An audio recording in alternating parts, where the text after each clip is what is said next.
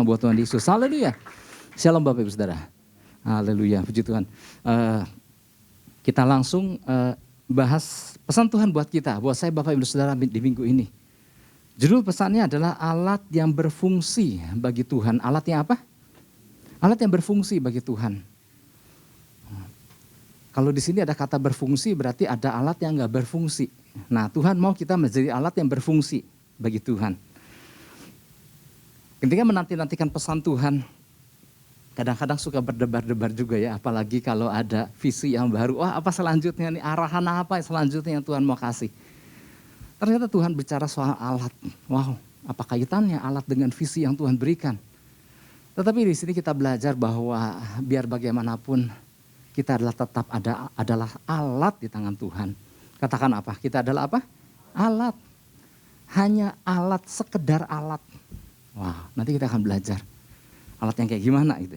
Pertama-tama saya ajak kita baca bersama-sama Yesaya pasal 49 ayat yang kedua. Kita sama-sama tangkap ayat yang mendasari ini. Pesan Tuhan buat kita semua. Yesaya 49 ayat 2 bilang begini. Nah, kita baca sama-sama. 1, 2, 3. Ia telah membuat mulutku sebagai pedang yang tajam. Dan membuat aku berlindung dalam naungan tangannya. Ia telah membuat aku menjadi anak panah yang runcing dan menyembunyikan aku dalam tabung panahnya. Wow. Bapak Ibu Saudara, sedikit soal alat, sedikit pengetahuan soal perkakas, kenapa kita akan banyak bahas soal alat. Jadi kita pertama-tama perlu membayangkan dulu nih alat tuh kayak gimana sih, ya. Emang kita tahu lah semua tentang alat, tetapi kita mengulas sebentar, ya. Alat atau instrumen atau tools di dalam bahasa Inggris adalah benda yang digunakan untuk apa? Mempermudah. Bukan untuk mempersulit, mempermudah pekerjaan kita sehari-hari, ya kan? Jenis dan bentuknya memang bermacam-macam.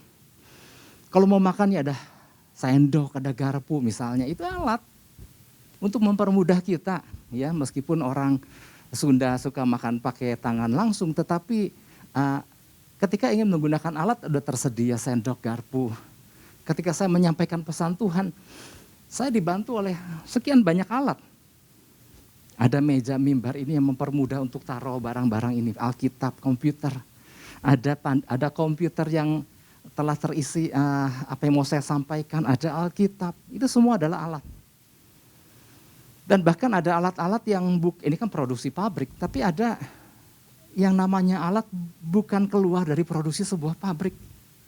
Sembarangan kita temukan sebatang kayu panjang misalnya di pinggir jalan. Itu bisa menjadi sebuah alat buat kita. Misalnya digunakan sebagai pengungkit kalau kita membutuhkan sesuatu untuk mengungkit batu misalnya. Kita dapat menemukan dengan mudah di pinggir jalan batang-batang kayu yang bisa digunakan sebagai apa? Sebagai alat. Jadi meskipun gini Bapak Ibu Saudara, tanpa menggunakan alat-alat mungkin kita masih bisa melakukan aktivitas kita, masih bisa melakukan tugas-tugas kita. Tetapi alat itu akan mempermudah. Masuk ke zaman yang modern gini Bapak Ibu Saudara, pencatatan pesan-pesan akan lebih mudah dengan menggunakan komputer kok, gitu maksudnya. Dan itu semua adalah alat. Nah, menjadi alat dalam tangan Tuhan adalah istilah yang sering muncul di dalam Alkitab. Kalau di perjanjian baru mungkin ada istilah kawan sekerjanya Allah gitu. Yang bekerja adalah Allah, kita cuman apa? Alat aja. Ya, sejak awal manusia dipakai Tuhan, Bapak Ibu Saudara, manusia disebut sebagai alatnya Tuhan. Nah, ternyata bukan hanya umat Tuhan, bukan hanya orang percaya aja disebut sebagai alatnya Tuhan. Ternyata gini Bapak Ibu Saudara, Tuhan bisa pakai siapa saja.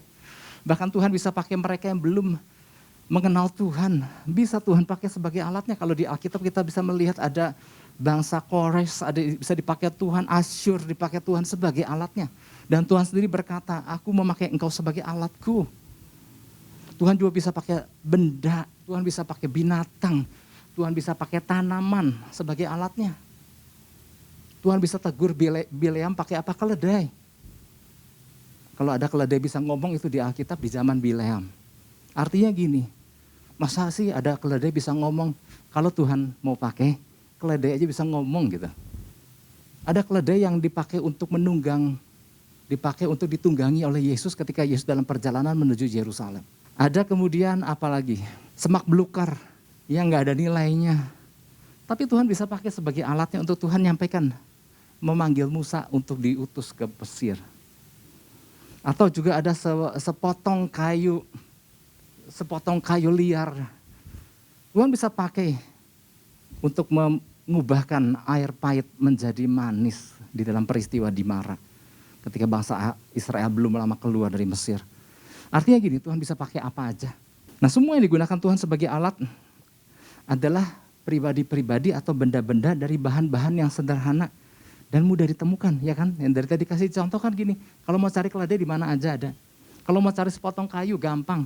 Kalau mau cari semak belukar gampang, kita mudah menemukannya. Artinya benda-benda atau pribadi-pribadi dipakai Tuhan. Ini sebetulnya adalah barang-barang biasa, pribadi-pribadi yang biasa. Nah, tapi yang menarik ini, mulia atau enggaknya seseorang atau sebuah benda tergantung pada siapa yang menggunakannya. Oke, bahan bisa sama, kayu bisa sepotong kayu yang sama. Tapi ada kayu yang diambil oleh Musa karena Tuhan bilang, lempar itu sepotong kayu. Air berubah menjadi air pahit, menjadi air manis. Nilai kemuliaan daripada sepotong kayu itu menjadi berbeda dengan sepotong kayu yang lain. Nah, ini yang perlu kita pahami Bapak Ibu Saudara. Artinya bendanya mungkin sama. Jenisnya, orangnya mungkin sama, tapi nilai kemuliaannya berbeda. Tergantung apa? Tergantung siapa yang gunakan, Bapak Ibu Saudara. Jadi sepotong kayu akan tetap menjadi sepotong kayu sampai sepotong kayu itu digunakan Tuhan. Maka kita bisa lihat, itu dapat mengubahkan air menjadi yang pahit menjadi manis. Nah, Nabi Yesaya, Bapak Ibu Saudara, berdasarkan Yesaya tadi 49 ayat 2 ini.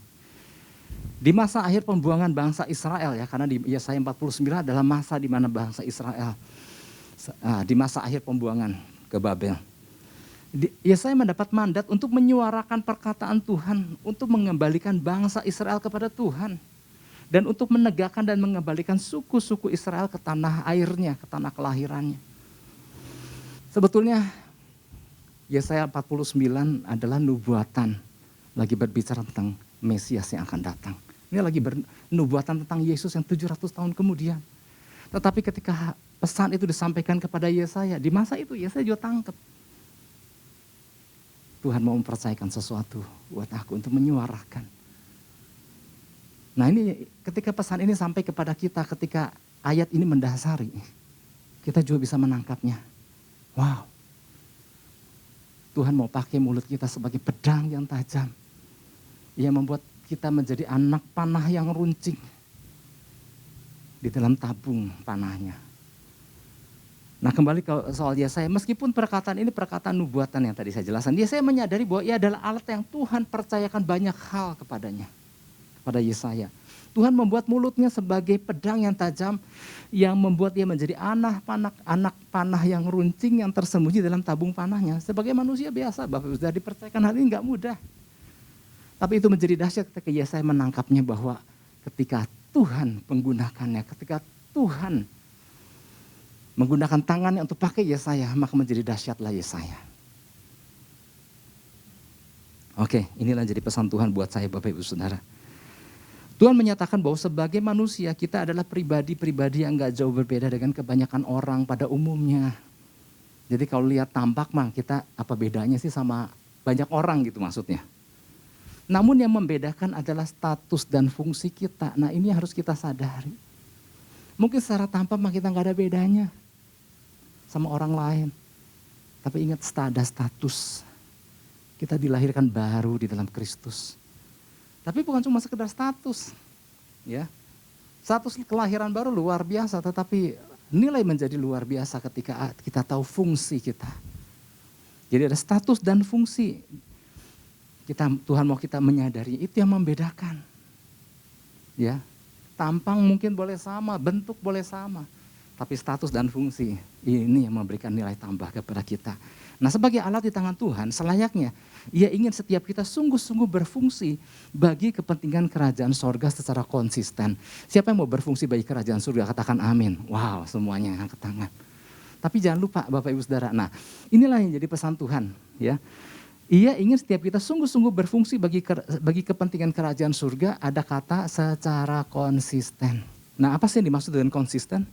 Konsisten mengandung arti tetap dan tidak berubah-ubah. Konsisten adalah perbuatan yang selaras dengan perkataan. Konsisten adalah perbuatan yang selaras dengan status kita sebagai alat di tangan Tuhan. Jadi kalau kita ngaku kita status anak Tuhan, maka harus konsisten pula dengan perbuatan dan fungsi gitu maksudnya. Itu yang namanya konsisten. Tetap dan tidak berubah-ubah. Nah, seperti layaknya seorang tentara, Bapak Ibu Saudara. Dimanapun ia berada di situasi apapun yang dihadapi, status dan fungsinya sebagai tentara harus selayaknya tetap melekat pada dirinya. Nah, nanti saya akan jelaskan hal ini di bagian dalam.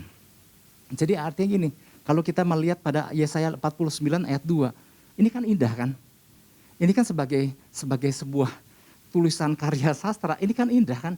Ia telah membuat mulutku sebagai pedang yang tajam. Wah, sebuah penggambaran yang indah, Pak. Mulut kita, Tuhan buat mulut kita sebagai pedang yang tajam. Dan kemudian ia telah membuat aku menjadi anak panah yang runcing. Kalau buatannya sekedar bacaan betapa indah.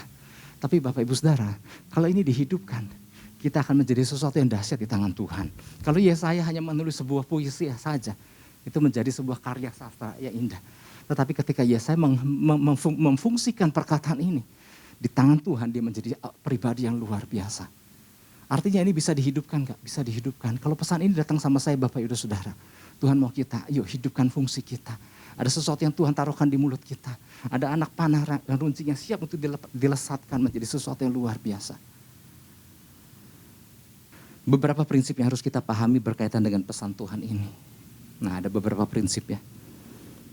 Supaya apa? Supaya kita senantiasa menjadi alat yang berfungsi bagi Tuhan. Nah, di antaranya nih ada dua hal ya. Yang pertama gini, kita harus paham bahwa nilai sebuah alat ditentukan dari pribadi yang menggunakannya. Nilai sebuah alat ditentukan dari pribadi yang menggunakannya. Nah, ini yang kita harus pahami. Kalau bernilai, maka kita siap sedia untuk digunakan. Kalau mau bernilai, siap sedia untuk difungsikan. Yesaya 49 ayat 3. Setelah ayat 2 ini, Tuhan lanjut. Ia berfirman kepadaku, engkau adalah hambaku Israel, dan olehmu aku akan menyatakan keagunganku. Wow, luar biasa nggak? Kepada alatnya ini Tuhan mau nyatakan keagungan Tuhan.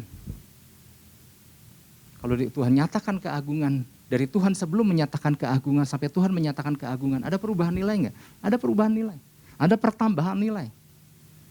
Demikian pula diri kita, kalau kita tangkap dan hidupi, ada penambahan nilai kita. Jadi nilai ditentukan oleh dari pribadi yang menggunakannya. Nah, menyandang pengakuan Tuhan sebagai alatnya saja sudah memperolehkan nilai tersendiri buat Yesaya. Kalau Tuhan bilang, engkau adalah alatku, di mulutmu aku buat sebagai pedang yang tajam. Pengakuan itu aja membuat, wow, luar biasa kan. Jadi menyandang pengakuan aja udah sesuatu yang luar biasa. Namun menyandang sebuah pengakuan aja, belum dapat dikatakan bahwa sebuah alat memiliki nilai yang maksimal. Sampai alat tersebut terbukti melakukan fungsinya. Misalnya contoh pisau, Bapak Ibu Saudara.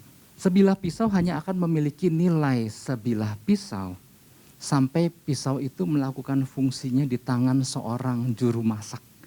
Sampai pisau itu melakukan fungsinya di tangan seorang chef ternama. Wow, chef ternama. Saudara yang kalau ngikutin acara-acara masak, kita sering mendengar ya kata chef. Tapi sebenarnya gini Bapak Ibu Saudara, kalau seorang sampai disebut chef, sebetulnya harus melewati sebuah kriteria, sebuah prestasi tersendiri terlebih dahulu, pengujian terlebih dahulu baru dikatakan chef. Tapi kalau kita lihat di TV kan semua chef gitu kan. Apalagi kalau di Jawa Barat ini kan semua orang dipanggil chef ya, chef. Chef maksudnya. Tetapi kalau bicara soal chef nih Bapak Ibu Saudara, chef yang beneran nih, ada chef-chef kelas dunia. Mungkin Bapak Ibu Saudara pernah dengar yang namanya Gordon Ramsay. Ya, karena sering muncul di acara yang pegang license master chef kan adalah Gordon Ramsay. Dia yang menciptakannya, dia yang membikinnya. Ternyata nilai seorang chef itu dilihat dari seberapa dia punya Michelin Stars. Michelin Stars adalah prestasi dunia penghargaan tertinggi di dunia, dalam dunia kulinarisan, jadi ngomong soal masak. Jadi penghargaan tertinggi bagi seorang chef. Nah dia pegang berapa bintang Bapak Ibu Saudara? Dia pegang, sampai lupa berapa bintang, 7 bintang. Dan dia ada di urutan 6 dunia chef terbaik. Nah kita bisa bayangkan yang nomor satunya punya berapa bintang. Sedangkan untuk mendapatkan bintang itu bukan sesuatu yang mudah. Apa saya mau sampaikan sih? Artinya gini, pisau itu di tangan seorang chef kelas dunia, chef ternama lah, maka akan menghasilkan sebuah karya yang luar biasa. Bagaimana dia memainkan pisaunya, potong ikannya beda sama dibandingin sama orang biasa potong ikan. Ada keahlian tersendiri melalui apa? Melalui pisau itu. Ya ahli siapa sih? Ya ahli chefnya. Tapi karena si pisau itu dipakai oleh tangan chef, maka nilai pisau itu menjadi lebih tinggi dibandingkan pisau-pisau sejenis lainnya. Bagaimana kalau pisau itu ada di tangan seorang pembunuh? Kita sering dengar ya contoh-contoh ini. Berapa nilai? Ketika pisau itu ada di tangan seorang pembunuh, nggak ada nilainya. Karena pisau di tangan seorang pembunuh hanya akan dipakai sebagai barang bukti di pengadilan. Nilai itu meningkat di dalam diri kita. Ketika kita siap digunakan Tuhan. Ini aku. Utuslah aku, pakai aku. Nilai itu menjadi bernilai ketika Tuhan memberikan visinya. Kita menjadi prajurit-prajurit yang memenang jauh ke depan. Waktu kita memfungsikan diri kita, mulai menghidupi pesan itu. Maka ada penambahan nilai di dalam diri kita. Yang ngerti katakan amin. Ada nilai yang bertambah dalam kehidupan kita. Nah dulu kita pernah belajar ya. Nilai sebuah benda ditentukan oleh apa? Oke saya sedikit mengulas. Dulu cuma 2 hal, sekarang ada 3 hal. Nilai sebuah benda ditentukan oleh apa? Yang pertama, berapa nilai tebus daripada benda itu. Jadi berapa harga pembelian benda itu. Ya, seperti itulah nilai sebuah benda. Jadi ada barang-barang yang dijual mahal karena memang berasal dari bahan baku yang berkualitas tinggi. Kemudian dibuat dengan begitu indahnya dan rapihnya. Kemudian dikasih merek sebuah rumah desain tertentu. Dan kemudian dijual dengan harga tinggi, layak gak layak. Memang sepatutnya dia bernilai tinggi. Tetapi ada sebuah benda, katakanlah dulu benda. Benda ini gak ada nilainya, benda ini benda rusak, berantakan, penuh dosa. Tapi kemudian yang nebusnya rela mati di atas kayu salib, Alkitab bilang ditebus dengan darah yang mahal. Maka benda ini menjadi benda yang termahal di seluruh dunia. Dan benda itu adalah saya Bapak Ibu Saudara, yang ngerti katakan amin. Kita punya nilai, karena apa? Yang nebusnya membayar dengan darah yang termahal. Nah itulah nilai sebuah benda. Ditentukan yang pertama, berapa nilai tebusnya. Yang kedua, siapa yang memilikinya. Alkitab mencatat bahwa Tuhan bilang sama kita umatnya, engkau ini kepunyaanku. Wow luar biasa banget. Sepeda yang sama, sepeda yang harganya sama di toko yang sama. Tapi sepeda yang satu ketika ditaruh di istana Presiden Jokowi itu hadiah. Maka nilai sepeda itu menjadi begitu berbeda, begitu sangat bernilai. Tergantung siapa yang memilikinya. Nah ini yang harus kita pahami tentang nilai sebuah benda. Yang ketiga, nah sebuah benda nilai itu ditentukan dari siapa yang menggunakannya. Kalau itu sepeda, nilainya yang udah lebih tinggi dari sepeda umumnya, kemudian dipakai sama Jokowi sehari-hari, nilai itu menjadi semakin tinggi. Ada saya sempat baca artikel bahwa saudara tahu bola basket ya? Bola basket yang sama dimainkan oleh seorang pemain basket biasa, nilainya akan nggak beda jauh sama belinya. Bahkan ada penurunan kan bola basket bekas. Tapi kalau bola basket yang sama dibeli dari toko yang sama, dimainkan oleh seorang legend, yaitu yang bernama Michael Jordan. Nggak tahu pada tahu nggak ini saya ngomong ini Michael Jordan, tahu dong pastinya ya. Karena dia termasuk GOAT adalah greatest of all time, pemain basket legendari sepanjang masa. Ternyata bukan baru-baru ini ya, entah berapa lama sebelumnya, di Makau terjadi pelelangan barang-barang daripada pemilik-pemilik ternama. Dan bola basket bukan dimiliki oleh Michael Jordan, bola basket yang pernah digunakan Michael Jordan laku 245.000 US. Nah hitung sendiri berapa rupiah. Kurang lebih 3,5 miliar. Sebuah bola basket biasa, tapi pernah dipakai oleh Michael Jordan. Nilainya menjadi tinggi. Ya luar biasa Bapak Ibu Saudara ya. Jadi tergantung siapa yang nilai itu tergantung sekarang siapa yang menggunakannya.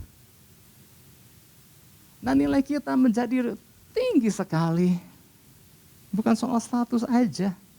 Ketika Tuhan dan ketika kita mempersilahkan Tuhan untuk pakai kita. Lalu tahun ini kita diingatkan, jadi tentara loh, hidupi itu, tangkap itu. Kalau kita tangkap dan hidupi, nilai kita akan meningkat Bapak Ibu. Wah ini dahsyat. Bisa dibayangkan nilai seorang Nabi Yesaya apabila mulutnya dia pakai untuk memberitakan, kan mulutnya sebagai pedang yang tajam. Dia pakai untuk memberitakan kabar keselamatan. Ketika mulutnya dia pakai memberitakan kabar pertobatan kepada bangsa Israel. Kita lihat berapa nilai Nabi Yesaya. Wow, menjadi alat yang luar biasa di tangan Tuhan. Ia telah membuat mulutku sebagai pedang yang tajam di ayat 2. Nah, bagi penilaian manusia pada umumnya, Bapak Ibu Saudara, Yesaya dianggap sebagai nabi yang gak berhasil. Boleh dia keluar-keluar, gak ada satupun yang bertobat. Tapi jangan salah, penilaian itu datang dari Tuhan. Meskipun secara kuantiti, gak ada satupun bangsa Israel yang bertobat. Tetapi di mata Tuhan, Yesaya pribadi yang berhasil. Karena dia mau memberikan dirinya untuk dipakai menjadi alat Tuhan untuk memberitakan kabar keselamatan, kabar pertobatan kepada bangsa Israel. Di mata Tuhan, ini orang punya nilai luar biasa. Wah, nah ini Bapak Ibu Saudara, ini kita yang seringkali kita merindukan penghargaan manusia. Tapi kita nggak pedulikan penghargaan dari Tuhan. Karena karena seringkali banyak orang percaya lebih milih ingin dihargai oleh manusia.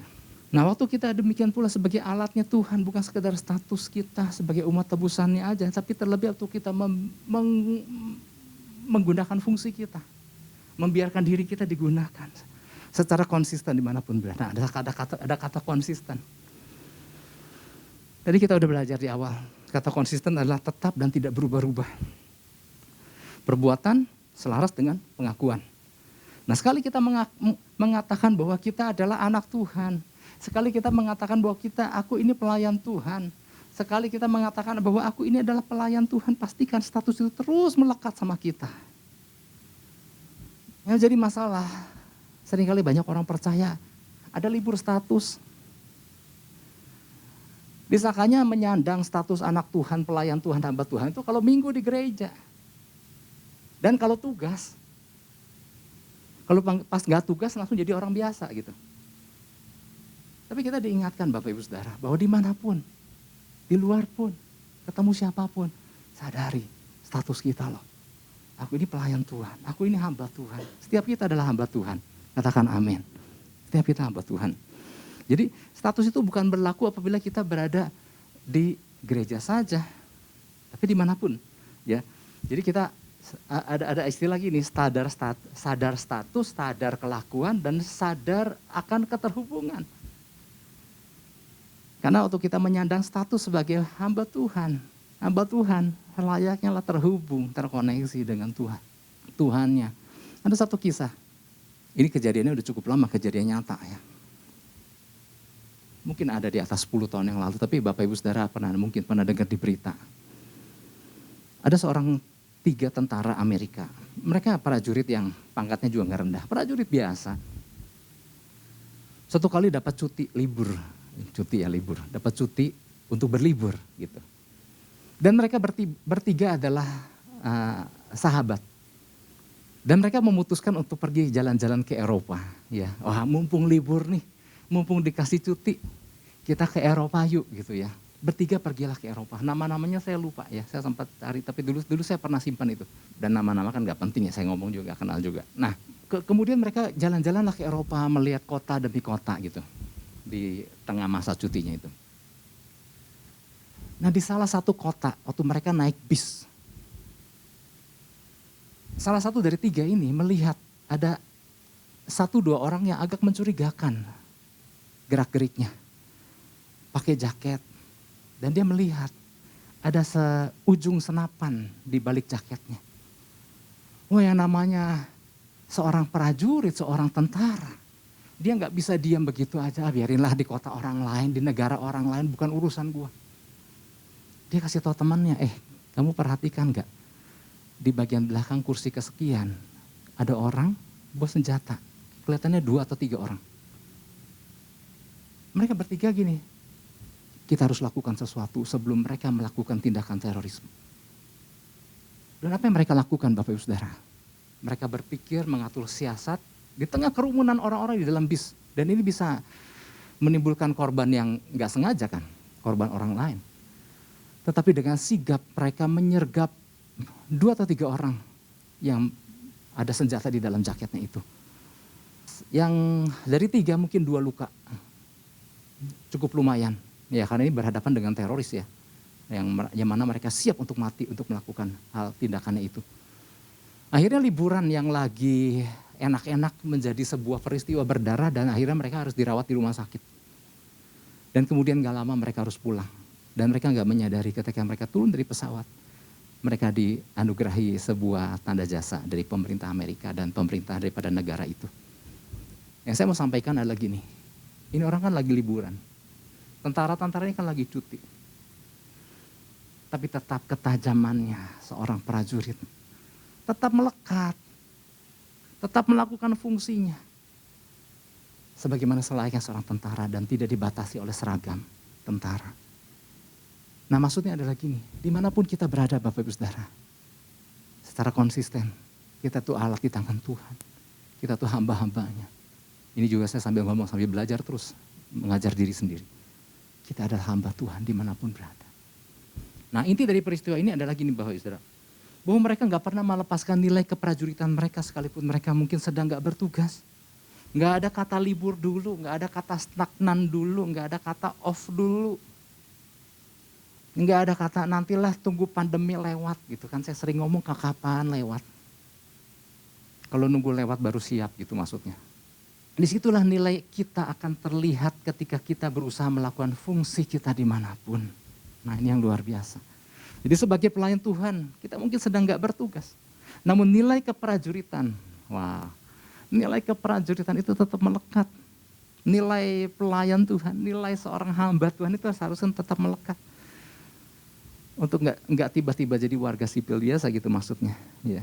Oke, itu yang pertama. Yang kedua sekarang. Yang pertama memahami bahwa nilai sebuah alat ditentukan dari pribadi yang menggunakannya. Sekarang yang kedua, memahami bahwa alat digunakan berdasarkan sasaran penggunanya. Kita lihat di Yesaya 49 bagian B. Oke, bagian B-nya gini ya. Ia telah membuat aku menjadi anak panah yang runcing dan menyembunyikan aku di dalam tabung panahnya. Nah, bagian kedua ini tentang anak panah. Nah, kita diingatkan bahwa kita adalah siapa? Anak panah apa bapak panah? Anak panah. Kita tuh anak panah. Jadi setelah kita sebagai anak panahnya Tuhan diraut dan diruncingkan oleh Tuhan, nanti tunggu ada yang melepaskan, melesatkannya. Seringkali kita sebagai, bukan kita lah, seringkali banyak anak Tuhan gak sabar dan melesatkan dirinya sendiri. Ini loh aku gitu. Karena kita merasa kita mempunyai kemampuan, kita punya karisma, dan mau mencoba menyampaikan sesuatu keindahan kepada dunia.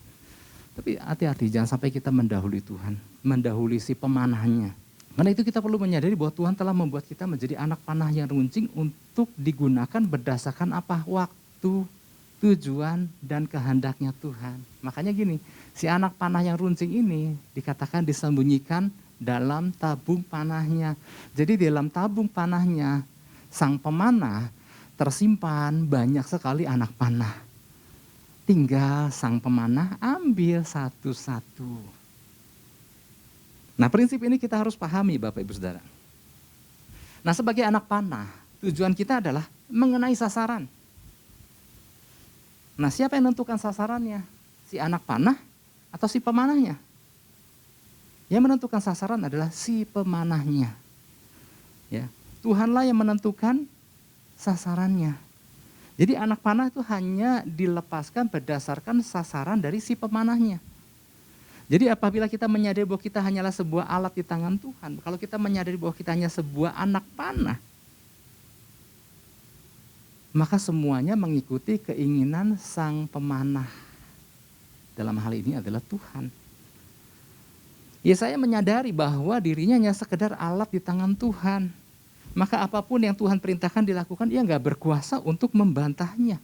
Oh enggak, aku pengen begini. Karena gini Bapak Ibu Saudara, ketidaktaatan terjadi ketika seseorang merasa mampu untuk melakukannya sendiri. Nah sebagai anak panah milik Tuhan, kita harus menghormati cara dan waktu Tuhan. Kadang kita nih si anak panah nih harus cukup sabar untuk diam di dalam tabung panahnya si pemanah. Tapi ketika ada dalam tabung pemanah, kita akan dapat giliran kok diambil sama sang pemanah kemudian dilesatkan. Ya. Nah ini sebuah penggambaran yang indah Bapak Ibu Saudara ya. Ternyata istilah anak panah disimpan dalam tabung panahnya artinya gini, ada masa dilesatkan.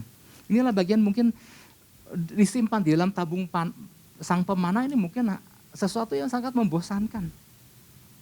Tapi inilah salah satu fase di dalam kehidupan kita.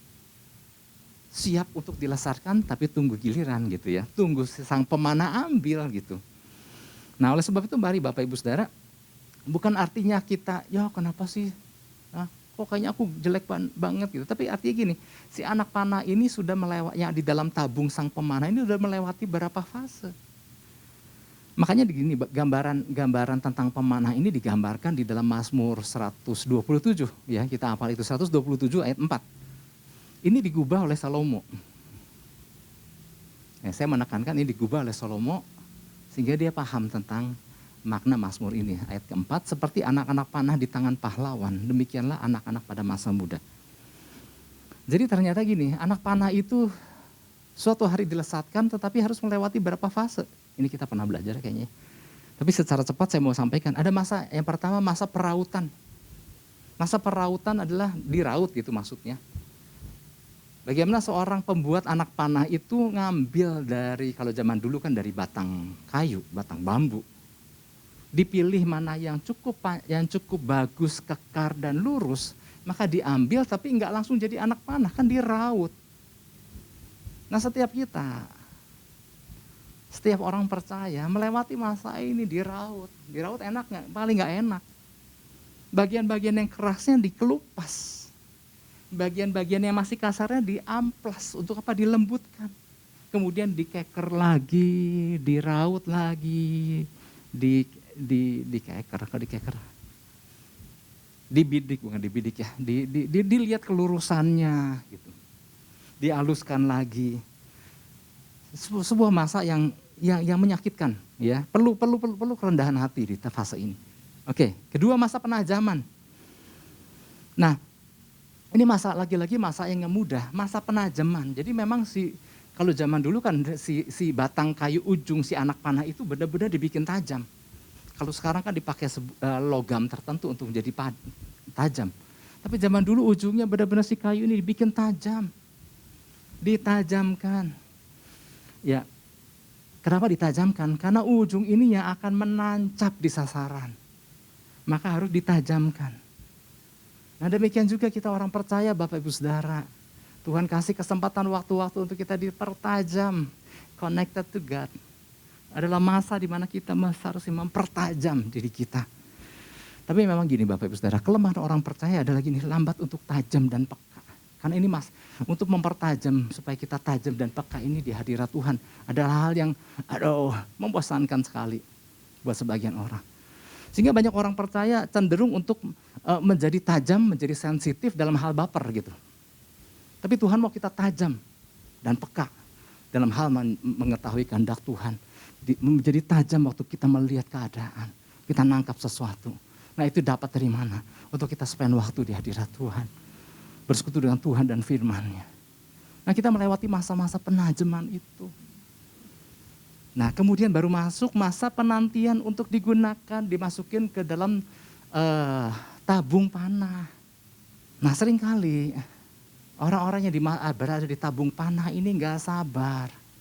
Ingin melesatkan dirinya. Bisa gak? Bisa aja. Cuman anak panah melesatkan dirinya Bapak Ibu Saudara kalau kita bayangkan berapa jauh sih? Dibandingkan ketika sang pemanah mengambil satu anak panah, kemudian dia menarik busurnya. Saudara bayangkan, lecutan tali busur itu ya akan melesatkan anak panah itu ke sasaran secepat dan sejauh yang si pemanah inginkan. Wow, luar biasa. Kalau saya kemarin di acara ada Olimpik ya, belum lama Olimpik, kemudian ada PON, kita lihat sang pemanah itu. Wow, itu narik busur itu nggak mudah, meskipun alatnya udah modern zaman sekarang. Beda lesatannya, beda lecutannya. Dan itu akan membuat kita terbang ke sasaran Tuhan. Nah, kita harus melatih diri untuk sabar menunggu, menenangkan diri, menantikan waktu terbaik. Karena gini, Daud tahu banget soal ini. Daud seorang yang terhubung sama Tuhan. Ketika ada kesempatan untuk bunuh itu Saul, waktu di lubang lagi buang hajat. Anak-anak buah Daud bilang, bos, waktunya bos, sikat ini, kau jadi raja. Daud bilang, enggak, caranya enggak gini. Daud tahu, ada waktu Tuhan untuk naikkan diri dia, untuk promosikan dia. Seorang Saulus maksudnya. Seorang yang keras, penyiksa jemaat Tuhan.